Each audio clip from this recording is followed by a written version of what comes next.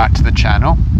If you're new to the channel, if I could just ask you to click down here on my image in the corner and hit subscribe.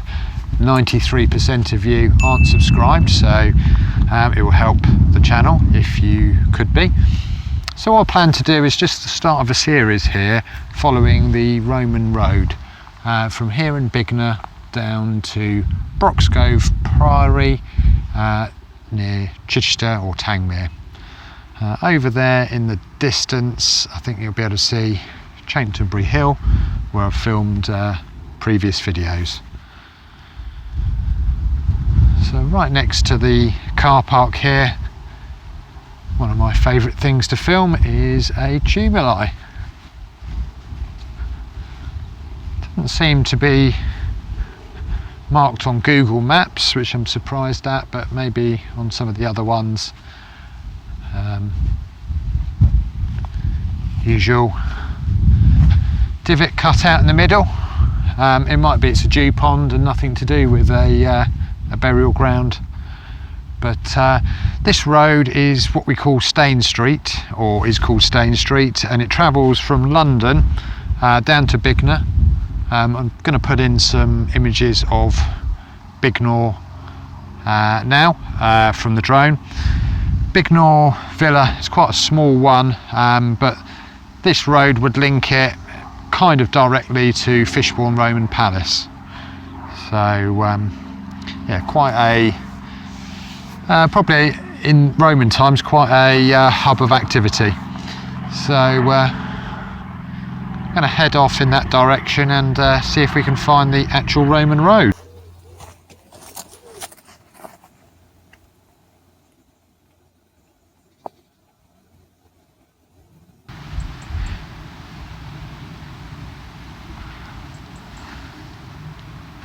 Nice little bench if you need a rest, dedicated to Peter and Irma Knight, who love the South Downs, just like me.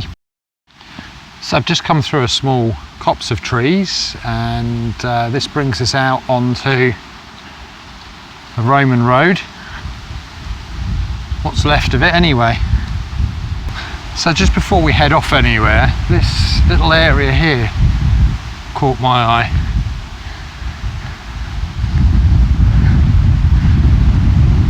So, pretty little area with an old tree, and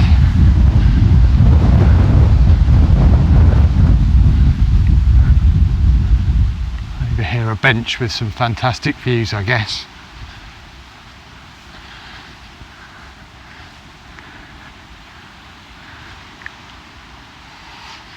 So it's hard to tell what's been done by bulldozer or what's been lifted by man, or what's done by nature. But the area down there just smacks of a something different, and the reason for saying that is it is not unusual in this area, but it's surrounded by all of this thorns, can't think of the name of it now, and hawthorn as well. Another little telltale. This, maybe this is the Roman road. I mean, it's marked that way, but there's a definite raised section here. So maybe this is it, but on a Roman road you have a high point in the centre and then two dips either side, almost as if this is like some of the groundworks that you find up at Chaintonbury or Cissbury. Almost a fortification, this area feels like. Definitely very steep drop off there. So I haven't done a lot of research into it, but yeah,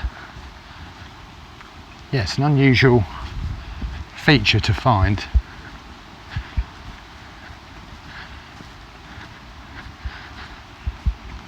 This area here is very reminiscent of Chantonbury Ring, very similar.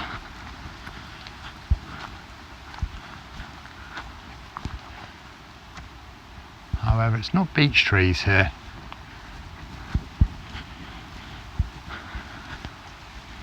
Just going to pursue this bit of groundworks a little bit further along and see where it goes.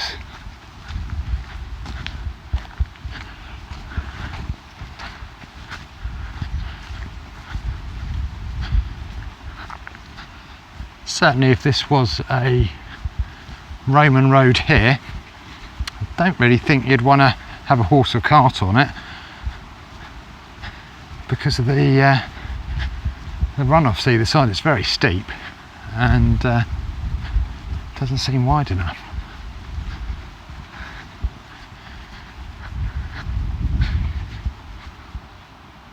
So I've headed on a little bit further, and as you can see, the groundworks seem to have disappeared, flattened out.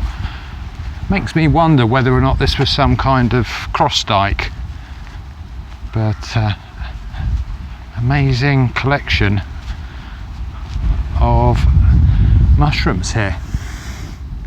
If you know what these are, then please comment down below. So if we look back on where we've come, you can see how pronounced this earthwork is. Like I said, not sure. I mean, my gut feeling is that this is man-made. So it just goes to show why this is called Exploring with Sussex, because that was the wrong thing. So what I was calling the cross dike, according to the maps, is the Roman road. I just got the phone out to see whether it was safe to fly the drone, but as you can see, there's not many gaps without yellow circles denoting a small airport where you can fly. So had to check. There's also a big aerial mast up there, so didn't know whether that was going to cause some interference. But then consulted a trekking app, and we are there.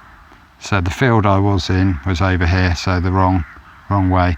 Also labels this the Monarch's Way. So moving forward, you can't walk on the road covered with all of these bushes.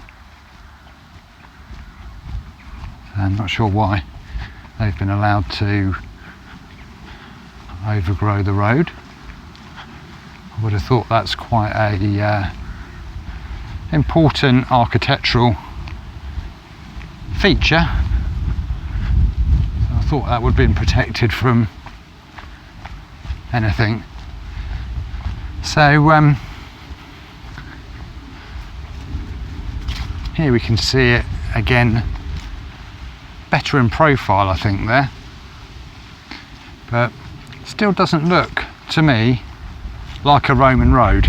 So the reason I'm saying that is that the way that Roman roads were built is they would have a central wide flat part called the agger, and then on either side of the agger would be like a gutter, and yeah, there's not much of a flat top to this, and also whether it's been built up by the farmer I don't know, but there's walking across it, there's very little metallisation of the top of it.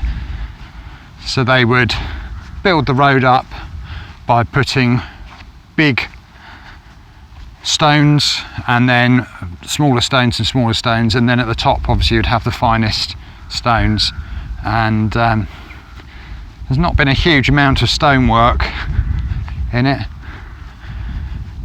Maybe this is evidence maybe that it was wider and it's eroded over the years, and these bigger flints are what were the foundation of the road originally. Don't know. Right, let's carry on in this direction.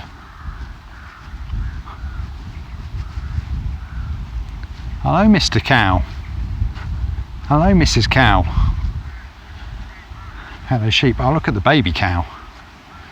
Look at that little baby.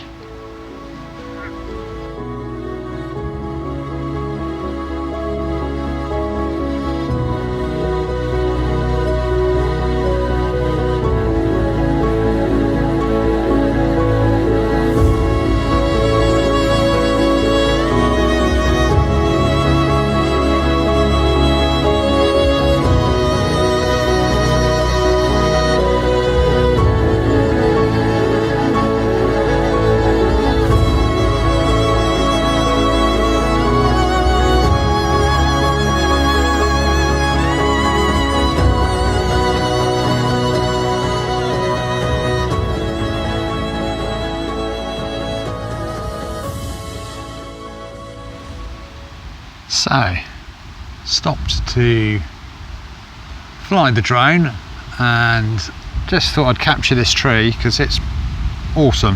Hanging onto the side of the Roman road, and it's just got an amazing root bowl. Just goes everywhere like a spider's web, and as my daughter would say if she was with me, it's even got a little swimming pool for fairies there. Interesting that these flints have been placed in the root bowl. Can't imagine they fell in there.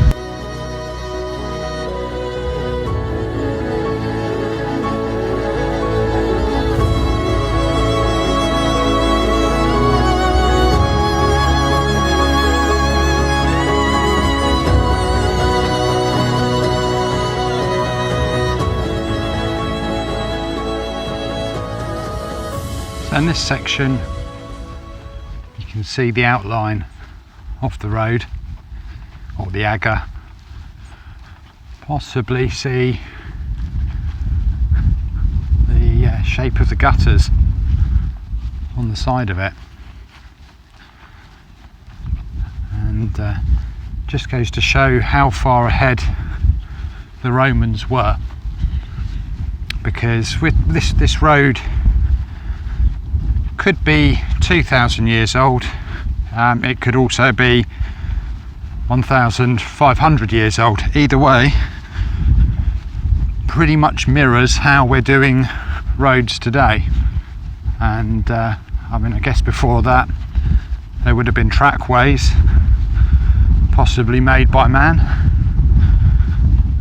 But the difference with the Romans is they were great traders, and they needed to get from A to B as simply as possible, and they would do that via boat or by road. And so the road system would be very important to them. A lot of focus is put on the roads being the way that they would have conquered Britain, and this would be partly true. But it's interesting that in this area, maybe different in other parts, but in this area, the things they've left behind aren't big castles. They're palaces. The fruits of trade, essentially, and they're located right next to trade routes. So Bignor, for example, doesn't look like it's anywhere particularly important. However, just to the east is the River Arun, and we don't know exactly whether the River Arun would have run closer to Bignor or not, but they tended to build their villas not right next to a river. So if a raiding party was to enter the estuary, they wouldn't instantly come upon the villa and raid it. It would be set back away from the seaways, but very near to the seaways. So if they were collecting, trading goods, they would be able to get them quite quickly to a waterway, and then that would then transport it the long distances. One of the benefits of the British Isles, to be honest, is the fact that it's surrounded by water. So if you can get to the sea, you can go along the coast and get round it relatively quickly.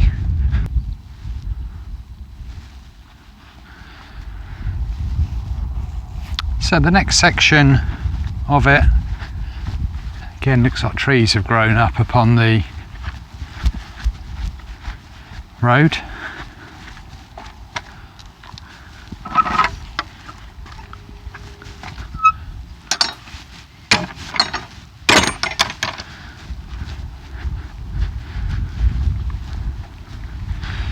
So going back 2,000 years ago, this would have been very different.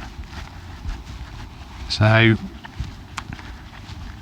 all of this land, how it looks today, it was turned into farmland in the Second World War to feed the nation. So a lot of the trees that would have been here have been stripped out and converted to farmland. So how this would have looked 2,000 years ago, who knows? It could have all been wooded along here. But I know one of the reasons why the Romans built the roads the way that they did is by building them high, and they were more defendable. If you were going to be ambushed by somebody, if you were higher up, number one, you had the high ground, it would be easier to fight them off, and two, you'd have better visibility. So it could be that the Romans would have stripped out a load of these trees prior to building the roads. Whilst some of these trees do look quite big, they're not particularly old. Apart from that one maybe, which gives us a bit of an opportunity to find out quite how old this tree actually was, because we can see the rings here and we can count them. So I will have a look and see how old this particular tree was. So by my mathematics, I would have made that tree 150 years old. So really just in living memory of a few generations. So definitely not new, well, definitely not an old tree in consideration to how old the road would be. So here we come into more traditional Sussex scenery. Hazel and a squirrel.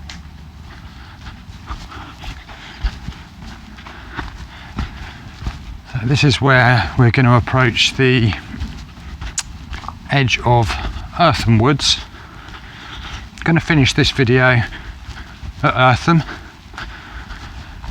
This section of the road is, by my calculation, 12 miles long, and although it's quite easy as it goes at the moment because I'm going downhill,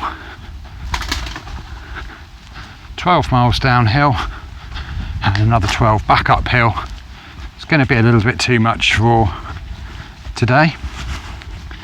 So I'm probably going to cut this into 3 sections, and I think we'll just come into the entrance of the woods. This is an old beach, isn't it? Greeting you as you come into Earthen Woods. You can tell it's beach by the leaves and also by all of its nuts on the ground, and also by the fact that people like to carve their names into the side of it. As I say in all my videos, the bark of the beech tree is paper-like and was used as paper for some time. So yeah, quite a big one. So this is Earthen Woods.